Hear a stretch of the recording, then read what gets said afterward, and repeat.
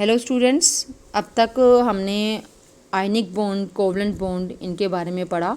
इनसे रिलेटेड काफ़ी important points भी हमने किए। इनसे रिलेटेड काफ़ी इंपॉर्टेंट हमने चीज़ें जानी कि जैसे कि बॉन्ड की स्टेबिलिटी। सबसे पहले तो बॉन्ड बनते कैसे हैं, ये किस तरह से बॉन्ड फॉर्मेशन होती है, चाहे वो आयनिक बॉन्ड हो चाहे वो कोवलेंट बॉन्ड हो। और उसके बाद बॉन्ड की स्टेबिलिटी किस चीज़ पर डिपेंड करती है वो भी हमने पढ़ा।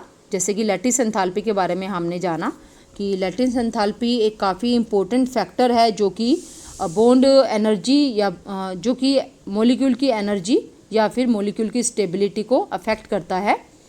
आज हम बॉन्ड से रिलेटेड और कुछ और टर्म्स के बारे में जानेंगे जिन्हें हम बॉन्ड पैरामीटर्स कहते हैं। ये जो टर्म्स हैं ये बॉन्ड को काफ़ी अफेक्ट करती हैं, या हम ये कह सकते हैं कि इनकी जानकारी के बिना किसी भी बॉन्ड की जो अंडरस्टैंडिंग है वो कंप्लीट नहीं हो सकती है। इसलिए इन पैरामीटर्स को पढ़ना और इनको समझना काफ़ी ज़रूरी हो जाता है। तो ये जो बॉन्ड पैरामीटर्स हैं आज की वीडियो में हम इनके बारे में पढ़ेंगे। और ये बॉन्ड पैरामीटर्स हैं mainly bond length, bond enthalpy, bond order and जो बॉन्ड एंगल। ठीक है, इनके बारे में हम करेंगे। तो सबसे पहले हम इन पैरामीटर में से बॉन्ड लेंथ के बारे में पढ़ते हैं। तो आपने दो टाइप के बॉन्ड पढ़े हैं, आयनिक बॉन्ड और कोवलेंट बॉन्ड। और आप सब जानते हैं कि कोवलेंट बॉन्ड कैसे बनता है, आयनिक बॉन्ड कैसे बनता है। कोवलेंट बॉन्ड जो है वो इलेक्ट्रॉन क्लाउड की ओवरलैपिंग से बनता है। ठीक है, तो जब दो एटम्स का इलेक्ट्रॉन क्लाउड ओवरलैप करता है तो उसके बाद दोनों एटम्स के सेंटर के बीच की जो डिस्टेंस है, इंटर न्यूक्लियर डिस्टेंस जो उनकी है, that is covalent bond length. ठीक है, तो उसको हम बॉन्ड लेंथ कहते हैं for a covalent bond. For example, अगर मैं ये कोवलेंट बॉन्ड बना रही हूँ दो एटम्स के बीच में, this is atom A and this is atom B. इन दोनों के बीच में ओवरलैपिंग हुई, यानी कि इलेक्ट्रॉन्स की शेयरिंग हुई, तो इलेक्ट्रॉन क्लाउड शेयर हुआ। ये वाला पार्ट जो है वो दोनों शेयर कर रहे हैं। तो इन दोनों की जो इंटर न्यूक्लियर डिस्टेंस है ये है कोवलेंट बॉन्ड। दोनों एटम्स ए और बी के बीच की जो डिस्टेंस है वो है bond length for this covalent bond. ये कोवलेंट बॉन्ड बन गया इन दोनों के बीच में। ठीक है, ओवरलैपिंग से। और ये जो डिस्टेंस है, अगर मैं इसको ए बोल देती हूँ और इसको बी ही बोल देती हूँ, एटम की तरह से ही मैंने इनका नाम दे दिया, तो this length A B which is internuclear distance of A B is bond length for this bond. ठीक है, तो इस बॉन्ड के लिए जो कि एक कोवलेंट बॉन्ड है, इलेक्ट्रॉन्स की शेयरिंग से बना है, जिसमें कि दो एटम्स के इलेक्ट्रॉन क्लाउड ओवरलैप करते हैं, उस कोवलेंट बॉन्ड की बॉन्ड लेंथ है उन दोनों एटम्स की इंटर न्यूक्लियर डिस्टेंस या उन दोनों एटम्स के सेंटर के बीच की डिस्टेंस। ठीक है, तो bond length is the equilibrium distance between the nuclei of two bonded atoms in a molecule. अगर मैं बात करूं आयनिक बॉन्ड की, यहाँ मैंने आपको कोवलेंट बॉन्ड के बारे में समझाया है कि कोवलेंट बॉन्ड के लिए बॉन्ड लेंथ क्या होती है। अगर मैं आयनिक बॉन्ड की बात करूं तो आयनिक बॉन्ड में तो ऐसी कोई ओवरलैपिंग होती नहीं है, लेकिन जो आयंस होते हैं, एक आयनिक कंपाउंड है, उसके आयंस क्रिस्टल लैटिस में अरेंज होते हैं। जो मैंने आपको लास्ट वीडियो में बताया था कि जो आयंस हैं वो इस तरह से पैक हो जाते हैं कि वो अट्रैक्शन उनके अंदर हो, क्योंकि आयनिक अट्रैक्शंस हैं या हम कह सकते हैं इलेक्ट्रोस्टैटिक अट्रैक्शंस हैं। तो आयंस जो हैं वो इनके कारण क्रिस्टल लैटिस बनाते हैं और वो पैक हो जाते हैं 3 डायमेंशन में। 3 डायमेंशनल एक स्ट्रक्चर बन जाता है। तो यहाँ पर कोई ओवरलैपिंग नहीं है इनके आयंस के बीच में, क्योंकि ये जो आयंस बने हैं ये इलेक्ट्रॉन की डोनेशन से और इलेक्ट्रॉन गेन करके बने हैं। तो इसलिए यहाँ कोई ओवरलैपिंग नहीं है। तो यहाँ पर जब वो क्लोजेस्ट है, जिस भी कंडीशन में वो क्लोजेस्ट हैं, सबसे नज़दीक हैं दो आयंस, पॉजिटिव और नेगेटिव आयंस, जिनमें से एक एटम ने इलेक्ट्रॉन लूज़ किया और दूसरे ने इलेक्ट्रॉन गेन किया, और इस तरह से वो दोनों आयंस बन गए। तो जो उनके बीच की उनकी जो क्लोजेस्ट अप्रोच है एक दूसरे के लिए, जहाँ वो दोनों एक दूसरे के सबसे नज़दीक हैं, तो उनके न्यूक्लियाई के बीच की डिस्टेंस को आयनिक बॉन्ड के लिए हम बॉन्ड लेंथ मान सकते हैं। ठीक है, तो स्पेसिफिकली जो हम मोस्टली जब बॉन्ड लेंथ की बात करते हैं ना, तो हम वो कोवलेंट बॉन्ड के लिए ही बात करते हैं, क्योंकि कोवलेंट बॉन्ड में इलेक्ट्रॉन्स की शेयरिंग हो रही है, इलेक्ट्रॉन क्लाउड ओवरलैप कर रहा है। तो ज़्यादातर जब भी आप बॉन्ड लेंथ पढ़ोगे तो आपको वो कोवलेंट बॉन्ड से रिलेटेड ही बताया गया होगा, लेकिन फिर भी आपको आयनिक बॉन्ड की भी बॉन्ड लेंथ के बारे में पता होना जरूरी है। तो यहाँ से आप आयनिक बॉन्ड लेंथ के बारे में जान सकते हो, इतने ही आपके लिए काफ़ी है इसमें। तो और ये जो बॉन्ड लेंथ है वो कैसे मेज़र करते हैं, वो या तो स्पेक्ट्रोस्कोपिक मेथड से, या एक्सरे डिफ्रैक्शन मेथड से, या फिर इलेक्ट्रॉन डिफ्रैक्शन टेक्निक से। ये सिंपली आपको पता होना चाहिए, इनके बारे में ज़्यादा पता करने की ज़रूरत नहीं है। तो इतना ही आपको पता होना चाहिए कि बॉन्ड लेंथ कौन से मेथड्स हैं जिनसे वो मेज़र की जाती है। और जो कोवलेंट मॉलिक्यूल्स हैं जैसे कि ए बी, तो उसके लिए कोवलेंट बॉन्ड की जो कोवलेंट बॉन्ड बनेगा, इसकी बॉन्ड लेंथ उन दोनों एटम्स के रेडियस के सम के इक्वल हम मान सकते हैं। ठीक है, फॉर एग्ज़ाम्पल अगर मैं आपको ये कहती हूँ कि हमारा जो कोवलेंट बॉन्ड है, या आप देखो कि ये कोवलेंट बॉन्ड है, ये मान लो मेरा जो मॉलिक्यूल है ये है A2 और ये है B2। ठीक है, तो जो B है उसका रेडियस क्या होगा, इसका हाफ, ये है रेडियस ऑफ एटम B। ठीक है, और जो A है उसका रेडियस क्या होगा, उसका रेडियस ये होगा, इसका हाफ। और जब A और B दोनों ओवरलैप करेंगे तो भी इसी इतना ही ऐसे ही ओवरलैप करेंगे। तो इसलिए कोवलेंट बॉन्ड के लिए जो बॉन्ड लेंथ है हम कह सकते हैं कि it is equal to sum of covalent radius of A plus covalent radius of B। ठीक है, covalent radius of an atom is half of the distance between two similar atoms joined by a covalent bond in the same molecule, in the same molecule. ठीक है, तो ये आपको पता ही है covalent radius क्या होता है, आप लोग इसके बारे में अच्छे से पढ़ चुके हो। पीरियोडिक प्रॉपर्टीज़ जब आपने की थी तो आपने कोवलेंट रेडियस के बारे में भी पढ़ा था। तो इसलिए जब कोवलेंट रेडियस का आपको पता है कि ये क्या होता है, तो आप कोवलेंट बॉन्ड लेंथ भी फाइंड कर सकते हो for any molecule, for any bond between A and B where covalent bond length is equal to covalent radius of A plus covalent radius of B। इसके बाद हम बात करते हैं, जो हमारा नेक्स्ट पैरामीटर है वो है बॉन्ड एंगल। बॉन्ड एंगल को भी स्पेक्ट्रोस्कोपिक मेथड से फाइंड किया जाता है। और जो बॉन्ड एंगल है वो है क्या, it is the angle between orbitals containing bonding electron pairs around the central atom in a molecule या पॉलीएटॉमिक आयंस, क्योंकि पॉलीएटॉमिक आयंस में भी बॉन्ड बनते हैं और मॉलिक्यूल में भी बॉन्ड बनते हैं। तो जो ऑर्बिटल्स हैं जिसमें वो बॉन्डिंग इलेक्ट्रॉन्स हैं, यानी कि दोनों इलेक्ट्रॉन्स हैं जो कि दोनों एटम से आए, एक ऑर्बिटल है जो कि दो इलेक्ट्रॉन्स की बॉन्डिंग से बना। तो हमें पता है कि कोवलेंट बॉन्ड में आप जानते हो कि एक इलेक्ट्रॉन एक एटम शेयर करता है और दूसरा इलेक्ट्रॉन दूसरा एटम शेयर करता है। तो ये जो बॉन्डिंग पेयर है ये जिस ऑर्बिटल के अंदर है, उन ऑर्बिटल्स के बीच की जो डिस्टेंस है उसको हम मानते हैं, उसको हम मेज़र करते हैं एंगल की टर्म में।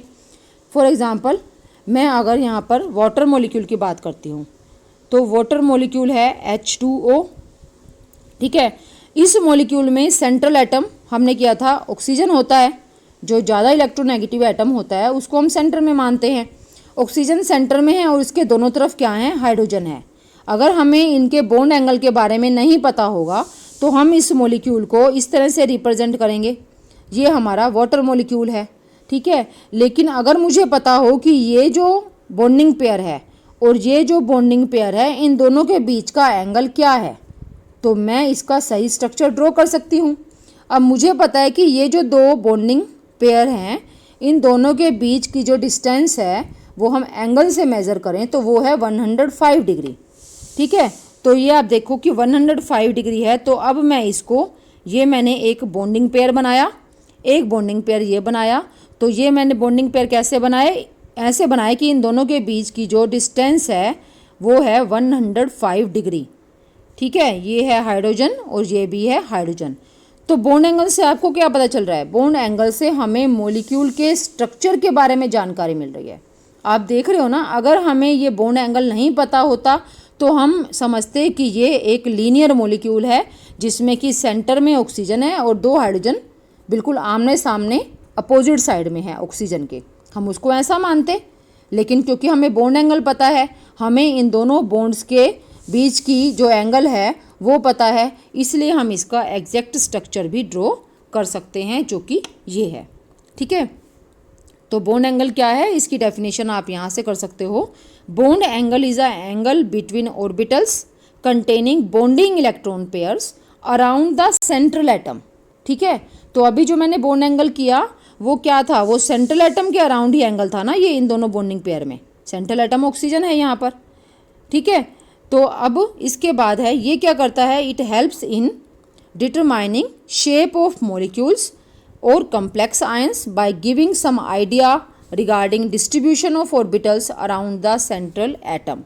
तो जो बॉन्डिंग इलेक्ट्रॉन्स जिन ऑर्बिटल्स में होते हैं हमें पता चल जाता है बॉन्ड एंगल से कि वो किस तरह से सेंट्रल एटम के चारों तरफ फैले हुए हैं, जिससे हमें मॉलिक्यूल की शेप पता लगाने में काफ़ी हेल्प मिलती है।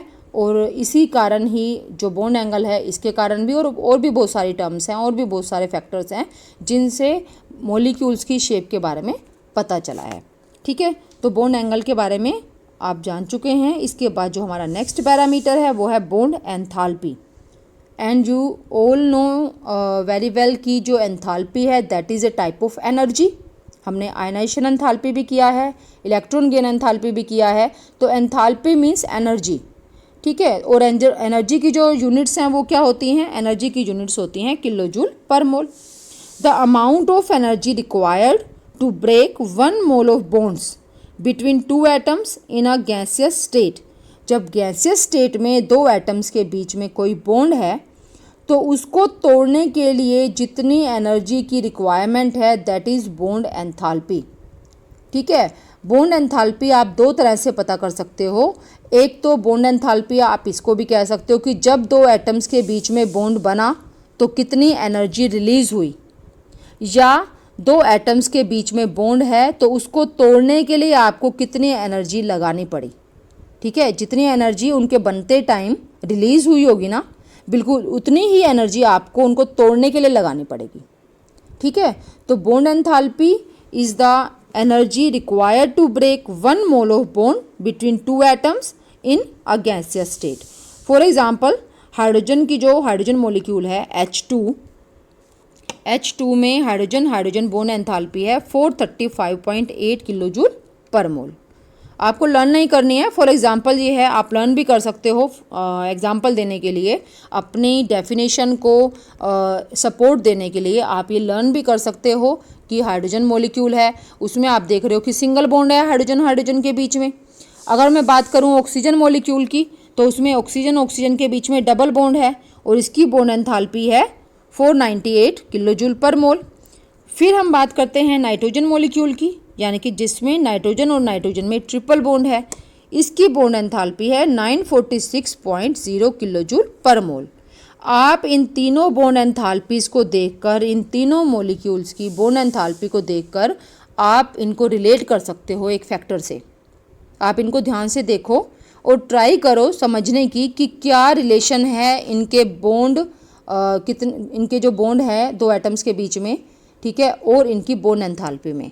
जब हाइड्रोजन की बात करते हैं तो वहाँ सिंगल बॉन्ड है, बॉन्ड एंथैल्पी 435.8। ऑक्सीजन मॉलिक्यूल की बात करते हैं तो डबल बॉन्ड है, बॉन्ड एंथैल्पी 498 जो कि 435 से ज़्यादा है। और नाइट्रोजन मॉलिक्यूल की बात करते हैं तो ट्रिपल बॉन्ड और bond enthalpy 946 kilo joule per mole, और बॉन्ड एंथैल्पी और भी इंक्रीज हो गई। मींस जितने ज़्यादा बॉन्ड्स होंगे 2 एटम्स के बीच में उतना ही उनको तोड़ने के लिए आपको ज़्यादा एनर्जी की रिक्वायरमेंट होगी। ये तो वैसे भी सिंपल सी चीज़ है। आप एक बिल्कुल अपना डेली लाइफ से एक एग्जांपल ले लो, या ऐसे ही इमेजिन कर लो कि 2 लोग हैं, एक धागे को खींच रहे हैं, या हम मान लेते हैं कि एक मोटा सा धागा है, या फिर एक धागा ही लगा लेते हैं हम जो मोटा धागा है थोड़ा सा, ठीक है। तो 2 लोग एक धागे को खींच रहे हैं, उसको तोड़ने की कोशिश कर रहे हैं, तो वो आसानी से टूट जाएगा। लेकिन अगर हमने उसी धागे को डबल कर दिया, ठीक है, तो वो थोड़ा सा ज़्यादा स्ट्रॉन्ग हो गया। अब एक तो हो सकता है कि वो टूटेंगे एक एक करके, पहले एक टूटेगा फिर दूसरा टूटेगा, लेकिन आपको अब एनर्जी ज़्यादा लगानी पड़ेगी ना। और अगर आपने उसको लेयर को जो थ्रेड की जो लेयर थी उसको ट्रिपल कर दिया, आपने 3 गुना कर दिया, 3 फोल्ड कर दिया उस धागे के, तो आपको और भी ज़्यादा एनर्जी लगानी पड़ेगी उनको तोड़ने के लिए। तो बिल्कुल वही चीज़ यहाँ अप्लाई होती है, जितने ज़्यादा बॉन्ड्स होंगे दो एटम्स के बीच में उतने ही आपको ज़्यादा मेहनत करनी पड़ेगी। मीन्स यहाँ पर हम कहेंगे कि ज़्यादा एनर्जी की रिक्वायरमेंट होगी। ठीक है, larger the bond enthalpy stronger is the bond. और दूसरी चीज़ हम यहाँ से हमें ये पता चलती है, ठीक है, जितनी ज़्यादा बॉन्ड एंथैल्पी होगी, यानी कि जितना आपने, अब आप अगर मैं वही थ्रेड की बात करती हूँ, तो आपने जब ट्रिपल था थ्रेड, 3 गुना था, तो आपको उसको तोड़ने में ज़्यादा मेहनत करनी पड़ी। उससे ये क्या पता चलता है कि 3 गुना करने पर वो ज़्यादा स्ट्रोंग हो गया। ठीक है, तो यहाँ से ये भी हमें पता चलता है, हमें सिर्फ बॉन्ड एंथैल्पी के बारे में पता नहीं चलेगा, यहाँ से हमें यहाँ पर बॉन्ड की स्ट्रेंथ से भी पता चल रहा है कि सिंगल बॉन्ड की स्ट्रेंथ क्या है, डबल बॉन्ड की स्ट्रेंथ क्या है, ट्रिपल बॉन्ड की स्ट्रेंथ क्या है। ठीक है, तो हम यहाँ से कई सारे फैक्टर्स हैं। अब मैं आपको दोबारा से ब्रीफ में बताती हूँ कि कौन सा फैक्टर किस तरह से रिलेट है और उससे हमें क्या पता चलता है। सिंपल सी हम बात कर रहे हैं। आप यहाँ पर देख रहे हो कि hydrogen molecule, oxygen molecule and nitrogen molecule, एक में सिंगल बॉन्ड, एक में डबल बॉन्ड, एक में ट्रिपल बॉन्ड। और बॉन्ड एंथैल्पी जो है वो जैसे जैसे नंबर ऑफ बॉन्ड्स बढ़ रहे हैं दो एटम के बीच में, वो भी बढ़ रही है। तो यहाँ से हमें 3 चीज़ें पता चल रही हैं। एक तो ये कि जितने ज़्यादा नंबर ऑफ बॉन्ड्स होंगे उतनी ही बॉन्ड एंथैल्पी ज़्यादा होगी। दूसरी चीज़ हमें पता चल रही है कि जितनी बॉन्ड एंथैल्पी ज़्यादा होगी उतना ही बॉन्ड स्ट्रोंग होगा। 2 ही चीज़ें पता चल रही हैं। ठीक है, तो ये आपको भी अच्छे से समझना है by looking at there values for single bond, double bond and triple bond. ठीक है, in case of polyatomic molecule, यहाँ पर हमने डाइएटॉमिक मॉलिक्यूल की बात करी है। ठीक है, यहाँ पर हमने मॉलिक्यूल की बात करी है H2O2 9 N2, जो कि क्या हैं, जो कि डाइएटॉमिक मॉलिक्यूल्स हैं। लेकिन अगर मैं बात करूँ पॉलीएटॉमिक मॉलिक्यूल्स की, पॉलीएटॉमिक मॉलिक्यूल जैसे CO2, ठीक है, या फिर वाटर, या फिर मैं बात करूँ मीथेन की, अगर मैं इन पॉलीएटॉमिक मॉलिक्यूल्स की बात करती हूँ तो यहाँ पर बॉन्ड एंथैल्पी क्या होगी, क्योंकि यहाँ तो कई सारे बॉन्ड्स हैं। ठीक है, तो आप जैसे आप क्या समझते हो इसके बारे में, आप क्या इसके बारे में सोच सकते हो। आप देखो इसके बारे में, अगर मैं यहाँ वाटर मॉलिक्यूल की बात करती हूँ, पहले आप अपने आप से सोचो, आई एम श्योर कि आप यही सोचोगे कि अगर एक बॉन्ड ये है और एक बॉन्ड ये है, दोनों सेम टाइप के बॉन्ड हैं, ऑक्सीजन और हाइड्रोजन, ऑक्सीजन और हाइड्रोजन, तो इसको तोड़ने के लिए जितनी एनर्जी चाहिए उतनी ही इसको तोड़ने के लिए भी एनर्जी चाहिए। Bond enthalpy is same for 2 bonds, but actually this is not so. ऐसा नहीं होता है। दोनों बॉन्ड चाहे सेम टाइप के हैं, लेकिन दोनों की बॉन्ड एंथैल्पी जो है वो डिफरेंट होगी, क्योंकि कुछ फैक्टर्स हैं, कुछ इनके बीच में जो इंट्रैक्शंस होती हैं बॉन्ड्स के बीच में, अट्रैक्शन या रिपल्जन, वो इनको गवर्न करती हैं। ठीक है, तो उसके लिए हम एग्जांपल लेते हैं वाटर मॉलिक्यूल का। ये वाटर मॉलिक्यूल है, मैंने आप देख रहे हो यहाँ पर बॉन्ड एंथैल्पी बताई है। बॉन्ड एंथैल्पी, अगर आप वाटर मॉलिक्यूल में से इसको अलग कर देते हो और हमें मिल जाता है ये OH ion and H ion, यानी कि पहला आप OH बॉन्ड ब्रेक करते हो अगर यहाँ, तो bond enthalpy is 502 kilo joule per mole. ठीक है, अब हम बात करते हैं जो हमारे पास OH आयन आया, यहाँ आपको OH में से हाइड्रोजन को अलग करना है। तो हम क्या कर रहे हैं, OH बॉन्ड जो है, यानी कि इस तरह से OH bond get broken to oxygen 2 negative ion and hydrogen 1 positive ion, then the bond enthalpy is only 427 kilo joule per mole. जबकि पहले वाला ऑक्सीजन हाइड्रोजन बॉन्ड जो था उसकी bond enthalpy 502 kilo joule per mole और दूसरा जो है वो है 427 किलो जूल पर मोल। लेकिन यहाँ से आपको ये नहीं मानना कि जो ये वाला बॉन्ड था जो हमने तोड़ा वो वाला स्ट्रॉन्ग था, दूसरा वीक था। दोनों बॉन्ड इक्वली स्ट्रॉन्ग हैं। दोनों बॉन्ड की जो स्ट्रेंथ है, जो कि दोनों सिमिलर एटम्स के बीच में है, दोनों जो बॉन्ड्स हैं ये भी OH है और ये भी OH है, तो दोनों की स्ट्रेंथ सेम है। तो फिर बॉन्ड एंथैल्पी क्यों अलग अलग है? ऐसा नहीं है कि आपने ये वाला बॉन्ड तोड़ा तो ही 502 किलो जूल पर मोल एनर्जी होगी। अगर आप पहले इस बॉन्ड को ब्रेक करते तो भी 502 किलो जूल पर मोल एनर्जी आपको रिक्वायर्ड होती, और इसको बाद में करते तो 427 किलो जूल पर मोल एनर्जी की रिक्वायरमेंट होगी। इसका मतलब ये है कि यहाँ पर पहले कौन सा बॉन्ड तोड़ा जाए, ठीक है, वो मैटर नहीं करता है। आप कोई भी बॉन्ड पहले ब्रेक करोगे, bond enthalpy will be different from the bond enthalpy of the second bond broken, ठीक है।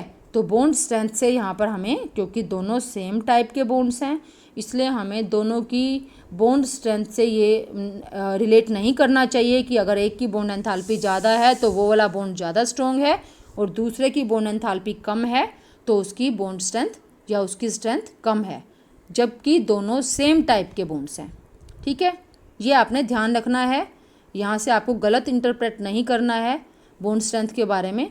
जब हम डिफरेंट मॉलिक्यूल्स की बात करते हैं ना, डिफरेंट बॉन्ड्स की बात करते हैं, फॉर एग्जांपल मैं एक मॉलिक्यूल की बात करती हूँ COCl2, मैं इस मॉलिक्यूल की बात कर रही हूँ, या मैं एक और मॉलिक्यूल की बात करती हूँ, हम ले लेते हैं यहाँ पर CH3Cl, ठीक है। तो यहाँ पर ये मैंने 4 बॉन्ड कार्बन के अराउंड बना दिए। तो इसमें ये जो 3 बॉन्ड्स हैं ना, carbon hydrogen carbon hydrogen carbon hydrogen, इनकी बॉन्ड स्ट्रेंथ सेम है लेकिन इसकी बॉन्ड स्ट्रेंथ अलग है, ठीक है। तो यहाँ तो ये पक्का ही है कि इसकी जो बॉन्ड एंथैल्पी है कार्बन क्लोरीन बॉन्ड की, वो किसी भी कार्बन हाइड्रोजन बॉन्ड की बॉन्ड एंथैल्पी से डिफरेंट ही होगी, क्योंकि बॉन्ड स्ट्रेंथ जो है वो अलग अलग है, क्योंकि जो दोनों बॉन्ड ही अलग अलग हैं, एक है कार्बन और क्लोरीन के बीच में और एक है कार्बन और हाइड्रोजन के बीच में। तो यहाँ बॉन्ड स्ट्रेंथ अलग होगी क्योंकि बॉन्ड दोनों डिफरेंट टाइप के हैं और इसलिए पक्का यहाँ पर बॉन्ड एंथैल्पी भी डिफरेंट होगी। लेकिन जो कार्बन हाइड्रोजन बॉन्ड्स हैं तीनों, इन तीनों की बॉन्ड स्ट्रेंथ सेम है और अगर बॉन्ड एंथैल्पी चेंज होती है तो तीनों के लिए अलग अलग है, तो उससे हमें ये नहीं सोचना कि इन तीनों की बॉन्ड स्ट्रेंथ अलग है, कि एक बॉन्ड ज़्यादा स्ट्रॉन्ग है कार्बन हाइड्रोजन वाला, दूसरा कम स्ट्रॉन्ग है, ठीक है। तो ये हमने सिर्फ इसलिए किया कि कुछ और फैक्टर्स भी होते हैं जो इनको डिसाइड करते हैं कि बॉन्ड एंथैल्पी क्या होगी पहले बॉन्ड के लिए और दूसरे बॉन्ड के लिए डिफरेंट होगी, ठीक है। तो यहाँ पर मेरा ये आपको एग्जांपल बताने का सिर्फ एक ही मकसद था कि आपको ये बताऊं कि पॉली एटॉमिक मॉलिक्यूल्स के केस में हम बॉन्ड एंथैल्पी की बात ना करके हम वहाँ पर बात करते हैं एवरेज बॉन्ड एंथैल्पी की। जब दोनों बॉन्ड या 2 या 3 या 4 बॉन्ड्स हैं वो सेम टाइप के हैं तो हम बॉन्ड एंथैल्पी नहीं कहते हैं कि किसी बॉन्ड की क्या एंथैल्पी है, हम उन सब की एवरेज निकालते हैं और वो होती है एवरेज बॉन्ड एंथैल्पी। और वो आपको एवरेज अच्छे से आता है, कैसे फाइंड करते हैं, आपको 500 to 427 को ऐड करना है और 2 से डिवाइड करना है, you will get average bond enthalpy of 2 OH bonds equal to 464.5 kilojoule per mole. ऐसा भी हो सकता है कि अगर आप अलग अलग बुक्स में देखो या आप नेट पर गूगल पर चेक करो तो आपको जो बॉन्ड एंथैल्पी है वो थोड़ी सी डिफरेंट दी हुई हो वहाँ पर, तो उससे कुछ ऐसा नहीं है कि मतलब कि यहाँ अलग है और यहाँ अलग है, अलग अलग सोर्सेज से अलग अलग बॉन्ड एंथैल्पी भी मिल सकती है, ठीक है। तो थोड़ा बहुत डिफरेंस हो सकता है। In polyatomic molecules the term used for bond enthalpy is average और मीन बॉन्ड एंथैल्पी, ठीक है। और किस केस में, अगर molecule has more than 1 same type of bonds, एक से ज़्यादा सेम टाइप के बॉन्ड्स हैं तो वहाँ हम एवरेज बॉन्ड एंथैल्पी की बात करते हैं, okay. Now next is our bond order. Bond order क्या है, बहुत सिंपल है। बॉन्ड ऑर्डर है 2 एटम्स के बीच में जितने बॉन्ड बन रहे हैं, that is bond order. Bond order is given by number of bonds between 2 atoms in a molecule, means hydrogen molecule में क्योंकि एक ही बॉन्ड है इसलिए इसका बॉन्ड ऑर्डर 1 है, ऑक्सीजन में 2 बॉन्ड हैं तो इसका बॉन्ड ऑर्डर 3 है, और नाइट्रोजन में 3 बॉन्ड्स हैं तो इसका बॉन्ड ऑर्डर 3 है, ठीक है। बहुत सिंपल टर्म है, लेकिन यहाँ पर आपको ये भी ध्यान रखना है, ये मैं आपको पहले ही बता चुकी हूँ, बॉन्ड एंथैल्पी के केस में ही बता चुकी हूँ कि जितना बॉन्ड ऑर्डर बढ़ेगा, जितना ज़्यादा बॉन्ड ऑर्डर होगा बॉन्ड एंथैल्पी भी उतनी ही ज़्यादा होगी। लेकिन एक चीज़ और आ जाती है यहाँ से कि बॉन्ड लेंथ कम होगी, ठीक है। जो एटम्स है ना वो क्लोज आ जाएंगे, यानी कि जो हाइड्रोजन है इसकी बॉन्ड लेंथ ज़्यादा है, ठीक है। हम हाइड्रोजन की बात नहीं करूँगी यहाँ पर, मैं सेम टाइप के एटम्स की बात करूँगी। जैसे मैं बात कर रही हूँ ऑक्सीजन की, ठीक है। मेरे पास एक मॉलिक्यूल है H2O2, ठीक है। ये मॉलिक्यूल है H2O2 हाइड्रोजन परऑक्साइड। यहाँ पर जो बॉन्ड लेंथ होगी ना ये ज़्यादा होगी इस बॉन्ड से।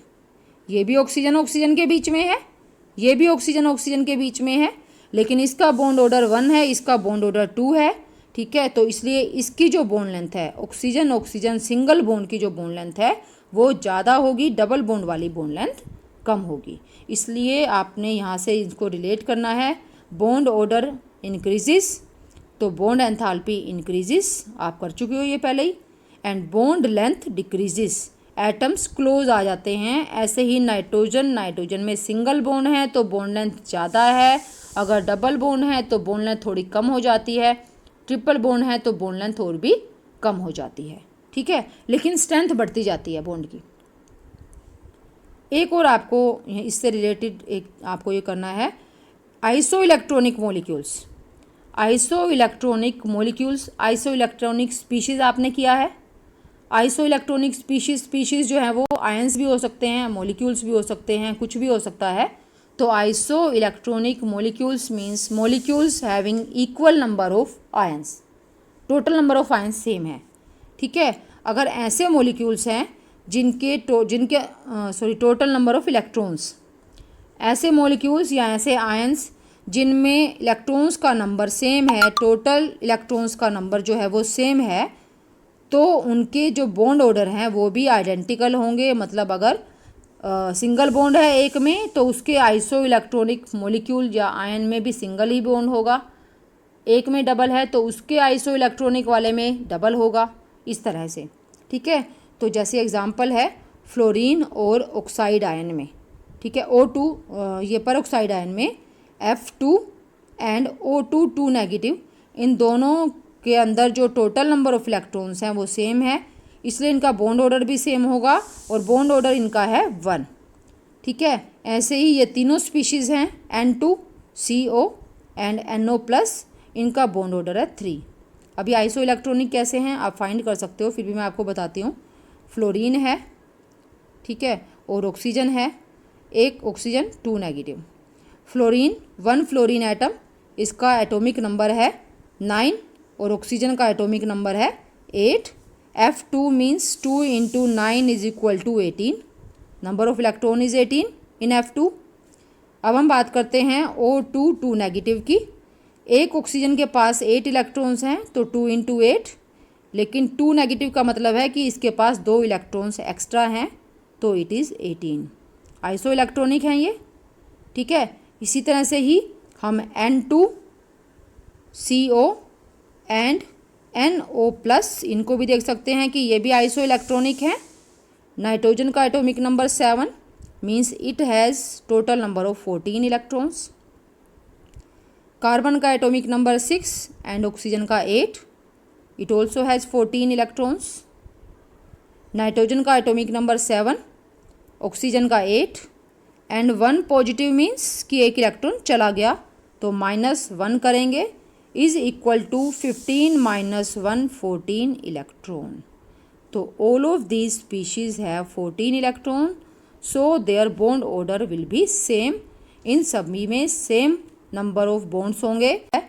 इसमें भी हमारा ट्रिपल बॉन्ड होगा और NO+ नाइट्रिक ऑक्साइड जो आयन है इसमें भी ट्रिपल बॉन्ड ही होगा। तो ये थे सभी बॉन्ड पैरामीटर्स, इनको आप अच्छे से पढ़ें समझें, क्योंकि ये आप काफ़ी इम्पोर्टेंट है। अगर आप कोई भी बॉन्ड के बारे में पढ़ रहे हो तो आपको बॉन्ड से रिलेटेड ये जानकारी भी होनी चाहिए। ओके।